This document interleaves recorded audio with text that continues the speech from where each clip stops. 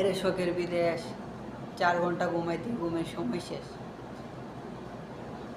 যদি টাকা দিয়ে ঘুম কিনা যেত তাহলে আমি খাবার না কিনে ঘুমিয়ে কিনতাম। এই প্রবাসে টাকা ইনকাম করতে পারবা ঠিকই, কিন্তু ঘুমাইতে পারবা না ইচ্ছা মতো নেই। 12 ঘন্টা ডিউটি করার পর আসলাম, আইসা রান্না করলাম, রান্না করে খাইলাম। খাওয়া দাওয়ার পর কাপড় চোপড় ক্লিন করলাম, কাপড় চোপড় ক্লিন করে ব্যাংকে গেলাম, টাকা চাইলাম। টাকা চাইতে তো ব্যাংকের থেকে বলতেছে পাসপোর্ট নেওয়ার জন্য। তো আবার রুমে আসলাম, রুমে এসে আবার পাসপোর্ট নিয়ে গেলাম, ফর্ম দিল, ফর্ম ফিল আপ করলাম। সব কিছু করতে করতে প্রায় 3 ঘন্টায় চলে গেল। মাত্র এখন 4 ঘন্টা ঘুমাইলাম।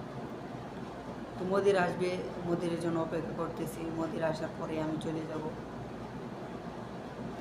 তো এটাই হচ্ছে প্রবাস জীবন। এই প্রবাসে টাকা ইনকাম করা যায়, কিন্তু ইচ্ছা মতনে ঘুমায়নি যায় না।